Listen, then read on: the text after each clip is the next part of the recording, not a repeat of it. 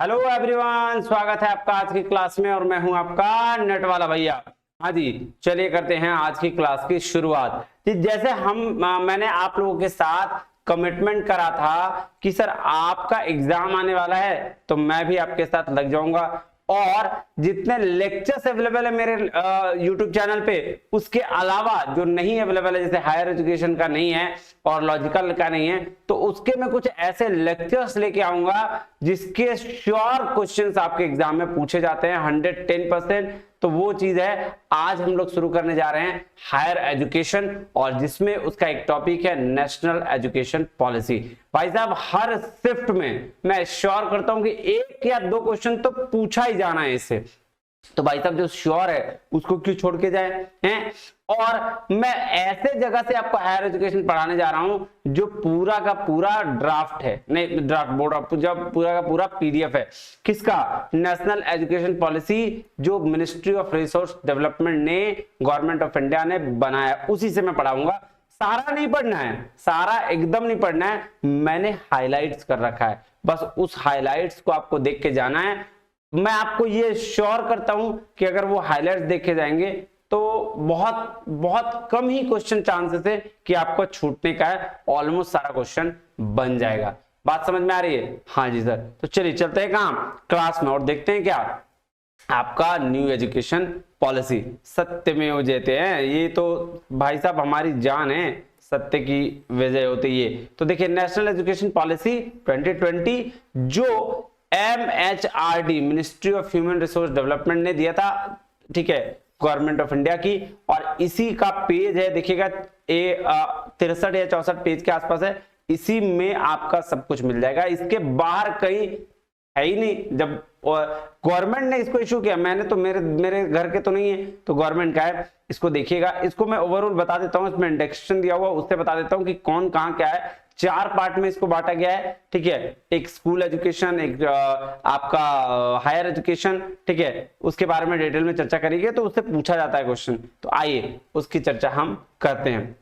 देखिएगा जी, सबसे पहले इंट्रोडक्शन है आपका 3 पेज में, ठीक है। उसके बाद आपको पार्ट 1 जो इसका होगा वो स्कूल एजुकेशन के लिए होगा, ठीक है, जिसमें आपका ECCE early childhood care education के बारे में, फाउंडेशन ऑफ लर्निंग होगा उसके बारे में, है ना, नेसेसरी प्रीरिक्विजिट लर्निंग के बारे में, ये इतने सारे दिए गए टीचर्स के बारे में, इक्विटेबल इंक्लूसिव एजुकेशन के बारे में, एफिशिएंट रिसोर्स स्टैंडर्ड सेटिंग, ये हो गया जी आपका 8 चैप्टर्स पेज नंबर 30 तक आपके स्कूल एजुकेशन के बारे में। हमें इतना नहीं पढ़ना है, हड़वाने की जरूरत नहीं है, हमें बहुत बेसिक्स पढ़ना है और जो हमारे एग्जाम के पर्पज से इंपॉर्टेंट होंगे। उसके बाद दूसरा यूनिट जिसने बना रखा है ये हायर एजुकेशन का, मतलब यूनिवर्सिटीज कॉलेजेस का क्या क्या कहानी है, इंस्टीट्यूशनल रीस्ट्रक्चर कैसे होगा, कौन से होलिस्टिक और मल्टीडिसिप्लिनरी एजुकेशन आने वाले हैं, है ना, मोटिवेटेड एनर्जेटिक और कैपेबल फैकल्टी कैसे रहेंगे, टीचर एजुकेशन के बारे में, यहाँ भी री इमेजिनिंग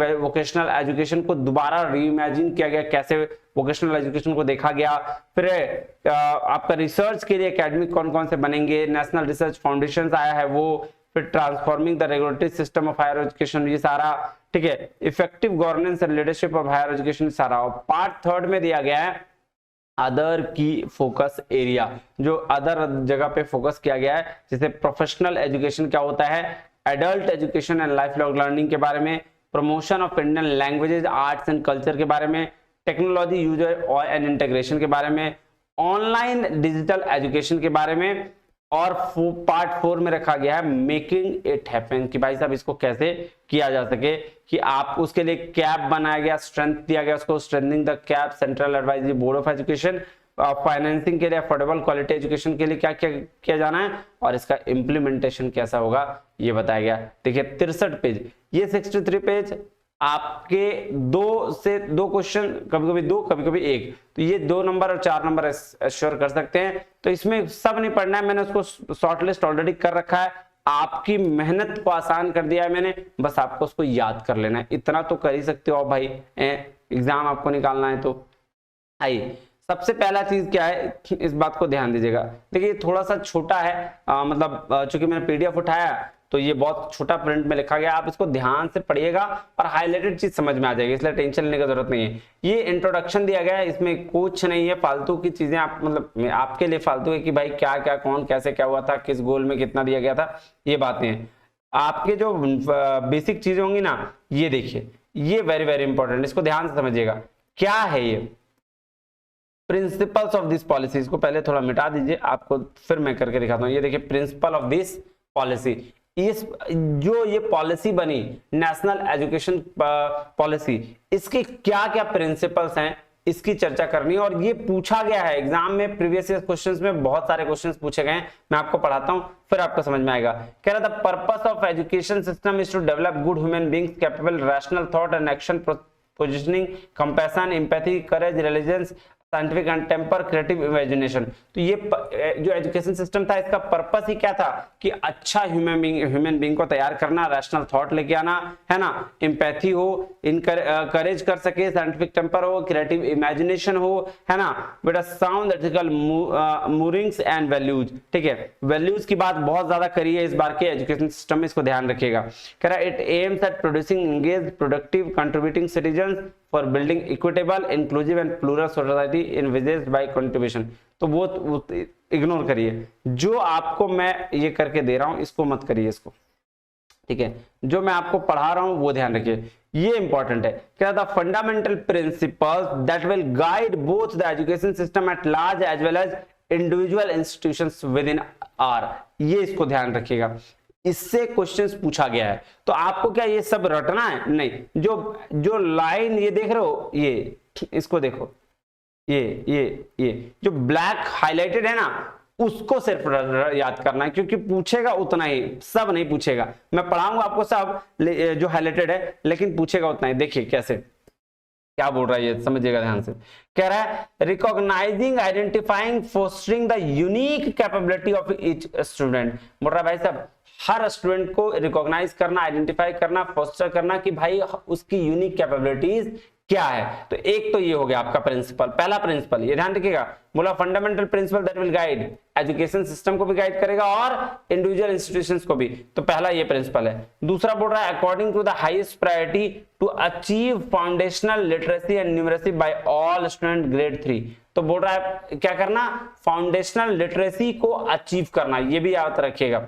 तीसरा फ्लेक्सिबिलिटी, फ्लेक्सिबल रहना, so that the learners have ability to choose their learning trajectory and programmes. तो बोल रहा है फ्लेक्सिबल इसलिए रहो क्योंकि लर्नर जो अपने हिसाब से चूज कर सके, ये बात है। फिर नो हार्ड सेपरेशन, मतलब आर्ट साइंस वाला कहानी खत्म। देखिए कह रहा है between art science, between curricular and extra curricular activities, between vocational and academic streams in order to eliminate harmful hierarchies among silos between different areas of learning. तो ये क्या बोल रहा है कि फालतू जो काम था ना साइंस आर्ट्स, वो हटा दिया गया, तो कोई सेपरेशन नहीं है। अब नेक्स्ट क्या कह रहा, multi disciplinary and holistic education पे ध्यान दिया गया है। ठीक है, एम्फेसिस किया गया कंसेप्चुअल अंडरस्टैंडिंग पे, ये ध्यान रखिएगा। क्रिएटिविटी एंड क्रिटिकल थिंकिंग पे ध्यान दिया गया है। Ethics and human constitutional values पे ध्यान दिया गया है, ये आपको रटना पड़ेगा, कोई पाई नहीं है। Promoting multi linguism and the power of language, मतलब अलग अलग लैंग्वेज को प्रमोट किया गया है। लाइफ स्किल्स की बात की गई है, चाहे कम्युनिकेशन कोऑपरेशन हो। फोकस किया गया है फॉर्मेटिव असेसमेंट ऑफ लर्निंग पे, ये ध्यान दीजिएगा। फिर बोला एक्सटेंसिव यूज ऑफ टेक्नोलॉजी, ठीक है, क्या बोल रहा है in the teaching learning removing language barriers, language barrier को हटा दिया गया। अब अभी आगे देखिएगा कि आपको अपनी लैंग्वेज में भी बहुत सारी चीज पढ़ने को मिलेगा। कह रहा है एक्सेस फॉर दिव्यांग स्टूडेंट के लिए और एजुकेशनल प्लानिंग एंड मैनेजमेंट के लिए। Respect for diversity and respect for the local context पे ध्यान दिया गया, ये बात बहुत याद रखिएगा कि रिस्पेक्ट डाइवर्सिटी पे ध्यान दिया गया और लोकल कॉन्टेक्स्ट पे भी। फॉर इक्विटी एंड इंक्लूजन, ठीक है, कह रहा synergy in the curriculum across all the level of education, synergy देना है हर लेवल ऑफ एजुकेशन में। टीचर्स और faculty as a heart of the learning process होने चाहिए। कह रहा light but tight regulatory framework, देखो ये पूछा गया क्वेश्चन से, प्रीवियस में यही चीज पूछ दिया गया था कि लाइट बट टाइट रेगुलेटरी, कोई भी 5-6 उठा के पूछ देगा, बोलेगा और एक दो अलग दे देगा, बोलेगा कौन है बताओ इसमें नेशनल एजुकेशन पॉलिसी का प्रिंसिपल्स क्या है, ये बता देगा। क्या रहेगा इंश्योर क्या करेगा, इंटीग्रिटी, ट्रांसपेरेंसी और रिसोर्स इफिशिएंसी, ये पूछा गया क्वेश्चन है भाई साहब, इसको ध्यान रखना। आउटस्टैंडिंग रिसर्च की पे ध्यान दिया जाएगा, कंटिन्यूअस रिव्यू किया जाएगा, ये बात ध्यान रखिएगा। क्या कह रहा है, कह रहा है रूटेडनेस और प्राइड इन इंडिया पे देखा जाएगा, कह रहा है reach diverse ancient modern culture सबको ध्यान में रखा जाएगा। एजुकेशन क्या होगा, पब्लिक सर्विस होगी। Substantial investment, a strong vibrant और पब्लिक एजुकेशन सिस्टम होगा। ये आपको याद रखना पड़ेगा, इसका कोई उपाय नहीं है। चलिए अब इसका विजन क्या है ये ध्यान देखिएगा। स्कूल एजुकेशन में सबसे पहले स्कूल एजुकेशन में किस किस चीज की बात करी गई है ये देखिएगा। ये तो भाई साहब बचपन से याद रहता है हम लोग। हाँ सर, देखिए सबसे पहले इस फिगर को समझिएगा। इस फिगर को समझने के लिए आपको कुछ नहीं, कोई दिमाग लगाने की जरूरत नहीं है। देखिए बोला गया भाई साहब 3 साल तक बच्चे जो होंगे 3 इयर्स तक, ठीक है, 3 से 6 साल तक वो आंगनवाड़ी या प्री स्कूल या बाल वाटिका में शिक्षक क्या करेंगे, शिक्षा लेंगे। कहां लेंगे, आंगनवाड़ी। फिर उसके साथ 3 से 6 साल, 3 साल से शुरुआत करी गई पढ़ने की, तो 3 से 6 साल के बीच में 3 साल जो रहेंगे वो बच्चे वो रहेंगे आंगनवाड़ी में या प्री स्कूल में या बाल वाटिका में, यहाँ पे रहेंगे। फिर 6 से 8 साल के जब बच्चे हो जाएंगे तो वो 1 और 2 क्लास में, जो 2 साल तक पढ़ेंगे वो 1 और 2 क्लास में पढ़ेंगे। और फिर उसके बाद जब बच्चे 8 से 11 साल के हो जाएंगे तो वो 3 to 5 में पढ़ेंगे, यानी 3 साल आपका 3, 4, 5 है ना, ये इसमें पढ़ेंगे। और फिर बच्चे जब 11 से 14 साल के हो जाएंगे तो 6, 7, 8 में पढ़ेंगे। और जब बच्चे 14 से 18 साल हो जाएंगे तो 9 to 12 तक पढ़ेंगे, 9, 10, 11, 12। अब ये इसको बोला गया, ये देखिए इसका स्ट्रक्चर बोला गया 5, ये देखिए यहाँ 3+2 है ना, तो 5, 3, 3, 4 ये स्ट्रक्चर बोला गया। जो ये 5 है 5 साल, 3 साल कहाँ, 3 साल आंगनवाड़ी में और 2 साल 1 और 2 में। और आंगनवाड़ी में भी कब से, 3 से 6 साल तक के बच्चे, ऐसा नहीं जन्म लिया और तुरंत स्कूल पहुंच गया, ऐसा तो होगा नहीं। तो 3 साल से 6 साल के बच्चे, तो इसको बोला गया फाउंडेशनल स्ट्रक्चर, है ना। उसके बाद जो 8 से 11 साल के बच्चे जो 3 to 5 में पढ़ेंगे उसको बोला गया प्रिपरेटरी स्टेज। और 6 से 8 क्लास में जब बच्चे पढ़ेंगे 11 से 14 साल के 3 साल तक, इसको बोला गया मिडिल स्टेज। और उसके बाद 9 से 12वां क्लास तक यानी 14 से 18 साल के जो बच्चे पढ़ेंगे उसको कहा गया क्या, सेकेंडरी स्टेज। ध्यान दीजिएगा ये फाउंडेशन है, इसलिए फाउंडेशन को इस तरह से रखा गया। 6 से 16 क्लास तक यहाँ और 16 से 18 यहाँ। ये क्या था, प्रीवियस एकेडमिक स्ट्रक्चर था। प्रीवियस एकेडमिक स्ट्रक्चर मतलब कि सब नर्सरी केजी वगैरह यहाँ पढ़ते थे, 1 to 10 तक एक जगह पढ़ते थे और फिर 16 से 18 में 12th क्लास दे देते थे, यही था ना। यहाँ 10th, यहाँ अभी तक जो हमने स्टडी करी यही था, नर्सरी केजी, यूकेजी, एलकेजी जो भी था, उसके बाद 1 to 10 और फिर 12 तक था। ये प्रीवियस स्ट्रक्चर था। और अब नया न्यू पेडागोजिकल सर्कुलर स्ट्रक्चर आपका ये क्या हो गया, 5+3+3+4। ये देखिए यहां देखिए लिखा भी है, इसको ध्यान से समझिएगा। ये देखिए क्या कह रहा है, this policy envisages the extend 10+2 structure in the school education will be modified. जो 10+2 का स्ट्रक्चर था वो मॉडिफाइड किया जाएगा।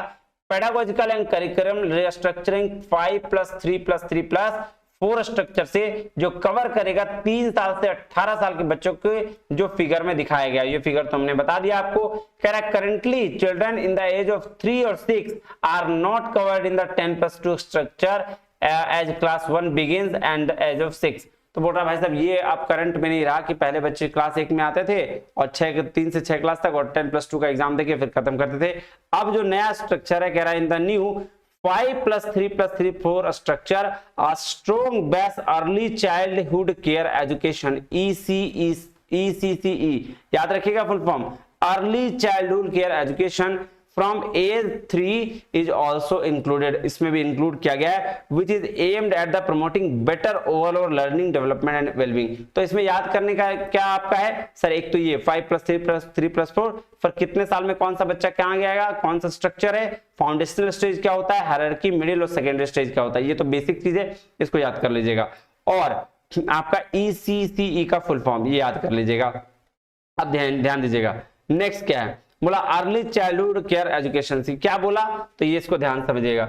बोला भाई साहब 85% जो चाइल्ड था, कह रहा over 85% child cumulative brain development occurs prior to the age of 6 indicating the critical importance of appropriate. देखिए ये लाइन को समझिए, बोल रहा है, इस पूछ सकता है कि कितने साल बच्चे मतलब कितने साल से पहले बच्चे 85% ब्रेन उनका डेवलप हो जाता है। बोल तो 6 साल तक जब बच्चे होते हैं ना, तो 6 साल से पहले बच्चे का माइंड 85% तक डेवलप हो जाता है। बस इतना ही याद रखना है, इसमें एक ये चीज क्वेश्चंस बन सकता था इसलिए मैंने इसको करवाया कि 6 साल तक बच्चा 85% डेवलप हो जाता है।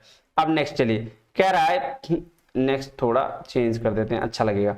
कह रहा है a national curriculum and pedagogical framework by for early childhood care education NCPFECE, इसका फुल फॉर्म पूछा जा सकता है, very very very important, for children up to age of 8 will be developed by NCERT। ये ध्यान रखिएगा कि NCERT के द्वारा NCPF4ECCE ये डेवलप किया गया है क्लास 8 तक के बच्चों के लिए, वेरी वेरी वेरी इंपॉर्टेंट, इन 2 पार्ट्स, 2 पार्ट में। कौन सा? एक 0 से 3 साल तक के लिए और 3 से 8 साल के लिए, ये दो डिपार्टमेंट में बांटा गया है NCPFECCE को, जो NCERT लेके आएगा, इसको ध्यान में रखिएगा। अब देखिएगा, in ways that prior to the age of 5 every child will move a preparatory class of Balvatika, that is before class 1, and which has ECC qualified teacher। अब देखिए ये बोल रहा है कि अभी आपको बताया था ना कि ECC में आपको स्ट्रक्चर जो है मतलब 3 से 6 साल के बच्चे जो हैं वो पहला 3 साल तक बाल वाटिका और कहाँ सर आंगनबाड़ी में पढ़ेंगे। तो वही कह रहा है कि 5 साल के पहले के जो बच्चे हैं वो बाल वाटिका में पढ़ेंगे और ECC क्वालिफाइड टीचर से। ECC क्वालिफाइड टीचर क्या होगा? Early childhood care education. ठीक है, इसको भी ध्यान रखिएगा। नेक्स्ट क्या कह रहा है? To prepare initial cadre of higher, देखिए इसको लिख लीजिएगा, मैं आपको बोल रहा हूं इसको नोट्स बना लीजिएगा, फिर बहुत श्रम हो जाएगा तो बहुत मजा आएगा पढ़ने में, कोई दिक्कत नहीं है। ठीक है, कह रहा to prepare initial cadre of higher ECC teachers Anganwadi, current Anganwadi worker teachers will be trained through a systematic effort according with the curriculum. देखिए ये बोला कि ECCE टीचर्स जो है वो उसको ट्रेंड किया जाएगा। ठीक है, और anganwadi teachers with qualification 10+2 above shall be given 6 month certificate, और उसको 6 मंथ का सर्टिफिकेट प्रोग्राम दिया जाएगा। बस याद रखना है, कुछ दिमाग नहीं लगाना।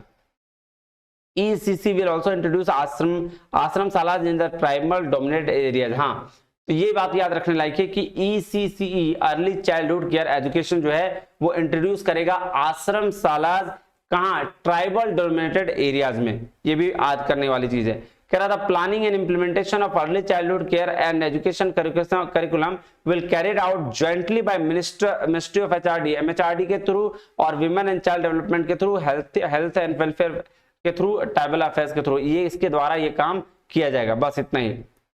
देखिए कह रहा to and this national mission foundation literacy numeracy will be setup by the ministry of development. तो ये बात याद रखिएगा, NMFL, ये national mission on foundational literacy and numeracy, ये सेटअप किसके द्वारा किया जाएगा? मिनिस्ट्री ऑफ रिसोर्स डेवलपमेंट के द्वारा। बस इतना याद रखना है आपको।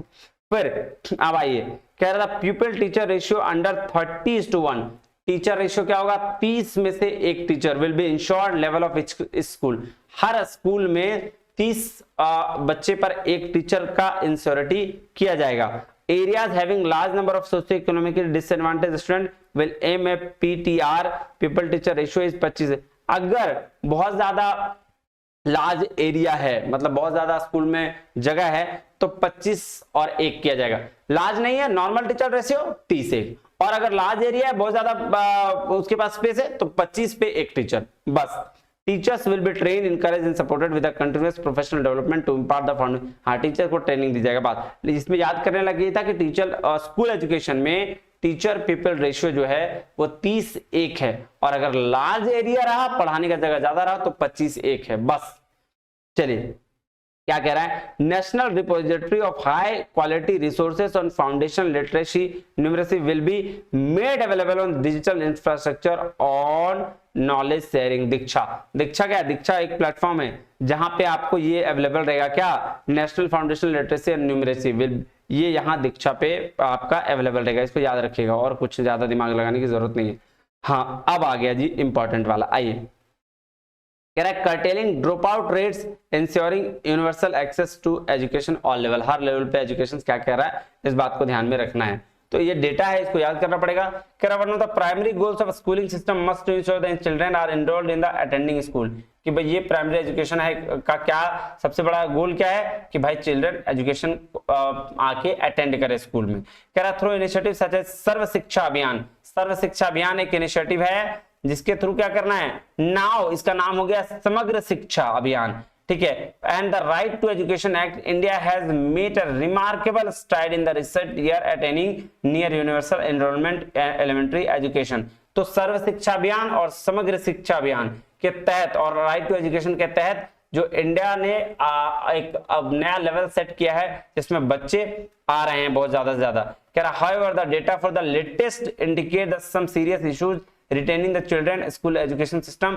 The gross enrollment ratio for 6 to 8 6 से 8 तक के जो बच्चे एनरोल हुए हैं वो 90.9% है। पूछ दिया जा सकता है कि ग्रॉस एनरोलमेंट रेशियो जो है वो नए जो आए हैं बच्चे जिसका अटेंड करना शुरू किया है वो 6 to 8 का कितना है, नॉट 9, 10 और 11, 12 का कितना 79.3% है और 56.5% है। तो ये इंडिकेशन पूछ सकता है। कह रहा है एज पर द, ठीक है, कह रहा है indicating that a significant proportion enrolled student drop out after grade 5 and specially after grade 8 as per the 75th rural household survey NSSO 2017-18 a number of out school children in the age of group 6 to 17 years is 3.22 crore. याद रखिएगा कि जितना बाहर हुआ था out school से 2017-18 का data है कि 6 से 17 साल के जो बच्चे थे वो 3.22 करोड़ बच्चे ऐसे थे जो आउट ऑफ स्कूल थे और वो फिर आ गए हैं पढ़ने के लिए। It will be top priority to bring these children back into educational fold early possible। तो 3.22 करोड़ बच्चे 2017-18 में 6 से 17 साल के एजुकेशन छोड़ चुके थे। इसका पर्पस क्या था, इसको वापस लेके आना। सो कह रहा है to prevent the further student dropping out with a goal to achieve 100% gross enrolment ratio in pre school secondary level by 2030। तो ये तो आपको पता चल गया कि कितना कौन कौन बच्चा आ गया है और गोल क्या है आपका स्कूल एजुकेशन का 2030 तक का ये गोल है कि हम 100% बच्चे को वापस लेके आ जाएं, कि जो 3.22 करोड़ बच्चे वापस चले गए उसको हम वापस लेके आ जाएं। क्लियर है बात, ये बात समझिएगा। कितना पूछा गया क्वेश्चन में कि 2030 तक ग्रॉस एनरोलमेंट रेशियो कितना है, 100% का। किसका, स्कूल एजुकेशन का, कि हम उतना 100% बच्चों को वापस लेके आ जाए अपनी स्टडी पे। चलिए अब नेक्स्ट चलें, आइए। हाँ ये बड़ा इंपॉर्टेंट है, curriculum and pedagogy in schools क्या क्या है। तो सर रिस्ट्रक्चरिंग स्कूल एजुकेशन क्या, इसको थोड़ा सा मैं मिटा दूं, हाँ अब पढ़ने में जाएगा। क्या कर रहा है, restructuring school education and pedagogy in 5+3+ design. ये देखिए ये तो अभी पढ़ लिया हमने, बट आपको एक बार फिर से बता दिया जाए। आइए इसको मिटा देते हैं फिर पढ़ते हैं। The curriculum and pedagogical structure education will be reconfigured, make it responsive, relevant and development needs and interest of learner and the development of। देखिए ये बात बता दिया ना, 3 से 8 साल, 8 से 11 साल, 11 से 14 साल, 14 से 18 साल के बच्चे, ये 4 स्टेज में बांटा गया है, जिसमें 3 से 8 साल के बच्चे 5 स्टेज में होंगे, तीसरा वाला स्टेज में फिर 8 से 11, 11 से 14 और 14 से 18। ये 5-3-3 का डिजाइन है जो मैंने ऊपर बताया रिस्पेक्टिवली। करिकुलर पेडागोजिकल स्ट्रक्चर जो होगा वो स्कूल एजुकेशन का वो कैसे होगा, 5+3+3-4 डिजाइन में। और ये फाउंडेशनल स्टेज बोला जाएगा, दो फाउंडेशनल स्टेज 2 पार्ट में बांटेगा। कौन सा, पहला 3 साल जो होगा वो आंगनबाड़ी वाले के में होगा, देखिए 2 पार्ट्स में बांटा जाएगा, that is 3 years of anganwadi या प्री स्कूल में या बाल वाटिका में, और 2 साल और किसमें, प्राइमरी स्कूल में, क्लास 1-2। तो पहला 5 साल जो होगा वो 2 भाग में डिवाइडेड है, फाउंडेशनल स्टेज बोलते हैं उसको। कौन सा, 3 साल जो होगा वो आंगनबाड़ी में और 2 साल जो होगा फर्स्ट एंड सेकेंड स्कूल में, दैट इज फाउंडेशनल स्टेज। तो उसके बाद है नेक्स्ट क्या है, प्रिपरेटरी स्टेज जो 3 से 5 ग्रेड के लिए होगा, मतलब यानी कि नेक्स्ट क्लास के लिए, और जो 8 से 11 साल के बच्चे पढ़ेंगे। उसके बाद मिडिल स्टेज होगा जिसमें 6 to 8 के बच्चे होंगे, 11 से 14 साल के बच्चे कवर किए जाएंगे। और लास्ट स्टेज जिसको सेकेंडरी स्टेज कहा गया है वो 9 से 12 साल के बच्चे होंगे, 9 से 12वीं क्लास तक के बच्चे होंगे, जो 14 से 18 साल के बच्चे को कवर किया जाएगा। ठीक है, क्लियर बात। हाँ जी सर, अब इसको नीचे वाले को ध्यान से पढ़िएगा। कह रहा फाउंडेशनल स्टेज जो होगा 5 ईयर का flexible multiple play activity based और लर्निंग करिकुलम बेस्ड होगा, जो ECCE बेस्ड होना चाहिए। ये दूसरा बोर्ड है प्रिपरेटरी स्टेज जो होगा वो 3 इयर्स का एजुकेशन होगा, जो आपका बिल्डिंग एजुकेशन बिल्डिंग करेंगे कि कैसे खेल कूद करना चाहिए, डिस्कवरी एक्टिविटी बेस्ड होगा, है ना, पेडागोजिकल स्ट्रक्चर पे होगा। ठीक है, जो फाउंडेशनल स्टेज होगा। और will also begin to incorporate some light text book, और धीरे धीरे बच्चे क्या करेंगे, लाइट टेक्स्ट बुक पढ़ना शुरू करेंगे। बात ध्यान से समझिएगा, ये फाउंडेशनल स्टेज में आपको एकदम बेसिक चीज खेलना कूदना सिखाया जाएगा, और फाउंडेशनल स्टेज के बाद जो प्रिपरेटरी स्टेज होगी वहां थोड़ी थोड़ी आपको नॉलेज देना शुरू किया जाएगा, प्ले एक्टिविटी बेस्ड के थ्रू थोड़ी थोड़ी टेक्स्ट बुक डाले जाएंगे, है ना, और तब शुरुआत होगी आपकी पढ़ाई की। डायरेक्ट वो बुक पढ़ाने वाला सिस्टम खत्म। But interactive classroom learning in order to lay solid ground work, और ये जो लर्निंग दी जाएगी वो इंटरेक्टिव क्लासरूम के थ्रू होगी। फिर मिडिल स्टेज में क्या होगा, तो ये सर प्रिपरेटरी हो गया, फाउंडेशनल हो गया। अब आ जाइए, सॉरी हाँ फाउंडेशनल हो गया, प्रिपरेटरी हो गया। अब आ जाइए मिडिल स्टेज में, यानी कि जो स्टेज था नेक्स्ट थर्ड, है ना, वो वाला स्टेज में। तो क्या बोल रहा है, middle stage will comprise 3 years of education, 3 साल का एजुकेशन यहाँ भी होगा, जिसमें वो बिल्ड करेंगे पेडागोजिकल और करिकुलम स्टाइल प्रिपरेटरी स्टेज में, but with the introduction of subject teachers, अलग अलग सब्जेक्ट के टीचर्स आएंगे पढ़ाने के लिए। देखिए ये बस समझने के लिए कि कैसे स्टडी होगी 5+3+3+4 स्ट्रक्चर में। क्लियर है? हाँ जी सर। बोल रहा है एक्सपीरियंशियल लर्निंग पे ध्यान दिया जाएगा। ये देखिए एक्सपीरियंशियल लर्निंग पे ध्यान दिया जाएगा हर सब्जेक्ट्स में, एक्सप्लोर किया जाएगा रिलेशन को डिफरेंट सब्जेक्ट्स में, और इनकरेज किया जाएगा, एम्फेसाइज किया जाएगा इंट्रोडक्शन और मोर स्पेशलाइज्ड सब्जेक्ट्स को। फिर उसके बाद लास्ट जो स्टेज होगा 9 to 12 वाला, इसको सेकेंडरी स्टेज कहेंगे, वो क्या होगा, कंप्राइज 4 इयर्स का होगा, मल्टी डिसिप्लिनरी स्टडी होगी, सब्जेक्ट ओरिएंटेड पेडागोजिकल स्टडी होगी, और करिकुलम स्टाइल पे ध्यान दिया जाएगा, greater depth, greater critical thinking पे ध्यान दिया जाएगा, अटेंशन ऑफ लाइफ एस्पिरेशंस पे ध्यान दिया जाएगा, ये सारे ध्यान दिए जाएंगे। अब है होलिस्टिक डेवलपमेंट, ये ध्यान दीजिएगा, इसमें कुछ नहीं है, दिमाग लगाने की जरूरत नहीं है। ये बस इधर आ जाइए, इसको छोड़ दीजिए। हाँ ये देखिएगा, the language of India sometimes 6 to 8 में सच एज अंडर द एक भारत श्रेष्ठ भारत इनिशिएटिव के अंदर किया जाएगा। तो लैंग्वेज ऑफ इंडिया क्या होगा, 6 to 8 ग्रेड में एक भारत श्रेष्ठ भारत, ठीक है, इस इनिशिएटिव के तरह लैंग्वेज में ध्यान दिया जाएगा। देखिएगा ये सब चीज याद करिएगा, ये इंपॉर्टेंट है। कह रहा है क्या, in addition to these classical language Pali, Persian और प्राकृत, ये 3 लैंग्वेज है, and their works of literature too must be preserved for their richness and for the pleasure of enrichment of prosperity। तो 3 लैंग्वेज की बात करी जाएगी, किस कौन कौन सी, पाली, पर्शियन और प्राकृत की, और उनके लिटरेचर पे ज्यादा से ज्यादा ध्यान दिया जाएगा। ठीक है, ग्लोबल सिटीजनशिप एजुकेशन, ये फुल फॉर्म याद कर लीजिएगा, इसमें कुछ है नहीं।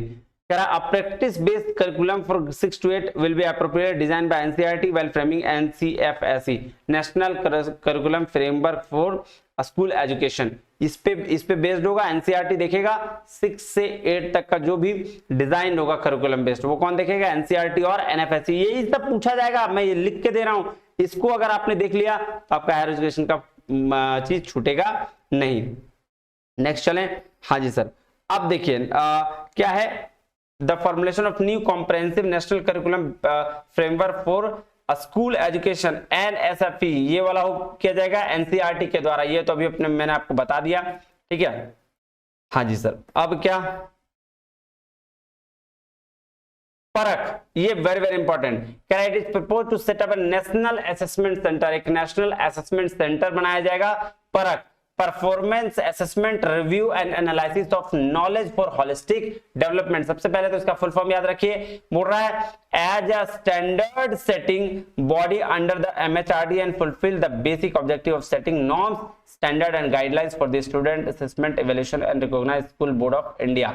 तो पूरे इंडिया के लेवल पर परख को सेट किया जाएगा, जिसमें उसकी स्टैंडर्ड देखी जाएगी कि बच्चों के स्टैंडर्ड कैसा है ना, किसके अंदर, MHRD के अंदर, जिसमें नॉर्म, स्टैंडर्ड, गाइडलाइंस और स्टूडेंट के असेसमेंट इवैल्यूएशन के तरीके सेट किए जाएंगे इंडिया लेवल पे। कह रहा है and guiding the state achievement survey and undertaking the national achievement survey, NAS और SAS के तहत इसको देखा जाएगा। चलिए, तो ये हो गया क्या आपका, हाँ एक चीज और, ये रिक्रूटमेंट एंड डिप्लॉयमेंट। अब जो बच्चे को जो पढ़ाएगा उसकी क्या क्वालिफिकेशन होगी वो बताया गया। To ensure the outstanding student enter the teaching profession especially from rural areas, तो ये क्या होगा, large number of merit based scholarship के थ्रू आएंगे। 4 ईयर इंटीग्रेटेड बीएड के जो टीचर होंगे 4 साल बीएड के कोर्स करके आएंगे, तभी उनको पढ़ाने मिला जाएगा। कह रहा है teachers private school also must have qualified TET, जो प्राइवेट स्कूल में जो टीचर्स पढ़ाएंगे उसको भी टेट क्वालिफाई करना होगा और लोकल लैंग्वेज का ज्ञान होना चाहिए। चलिए नेक्स्ट चले, कह रहा है कंटिन्यूअस प्रोफेशनल डेवलपमेंट, ये क्या है, बोल रहा है each teacher will be expected to participate at least 50 hours of CPD. CPD मतलब professional development, continuous professional development का कोर्स होगा जिसमें 50 आवर आपको हर साल ट्रेनिंग लेना जरूरत है, ये ध्यान रखिएगा। सीपीडी कितने आवर्स के लिए पूछ सकता है।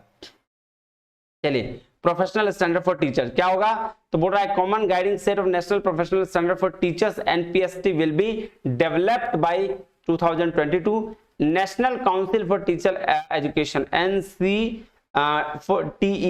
के तहत आपको रिस्ट्रक्चर्ड किया जाएगा। Professional standard body PSSB general education council है ना, और कंसल्टेंट NCERT SCERT, ये सारा आपको स्कूल एजुकेशन के लिए बनाया जाएगा।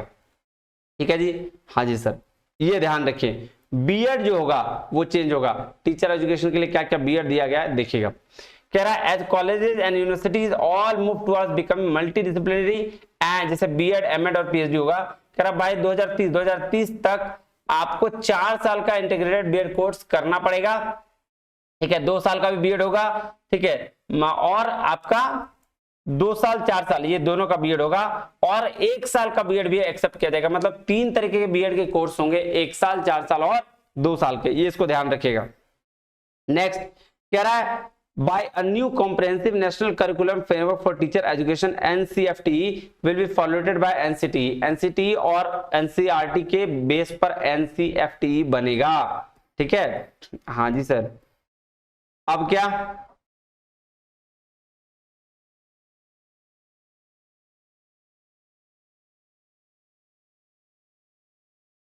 ये देखिए कह रहा while establishing the primary schools, अगर आप प्राइमरी स्कूल्स की बात करें, habitations across the country driven by Sarva Shiksha Abhiyan और समग्र शिक्षा स्कीम के तहत इसको बनाया जाएगा, ये ध्यान रखिएगा। नेक्स्ट और कुछ स्कूल एजुकेशन में the department of school education which is apex state level body होगी, education will be responsible for overall monitoring policy making. देखिए ये एक अलग बॉडी बनाई जाएगी, ठीक है, किसके लिए, पूरे डिपार्टमेंट ऑफ स्कूल एजुकेशन को देखने के लिए, मॉनिटर करने के लिए। और board to ensure that all school follow certain minimal professional quality standards. सारा स्कूल जो है पूरे इंडिया लेवल पे एक बॉडी सेट करी जा रही है ताकि वो प्रोफेशनल और क्वालिटी स्टैंडर्ड को मेंटेन करें।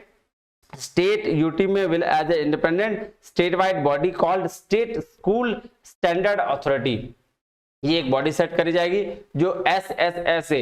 ये बॉडी क्या करेगी, पूरे स्कूल के क्वालिटी और प्रोफेशनल तरीका को देखेगी। Will establish the minimal set of standard, ये minimal set of standard set करेगी, और कौन तब ऑन बेसिक पैरामीटर्स पर, कुछ पैरामीटर्स होंगे उस पे।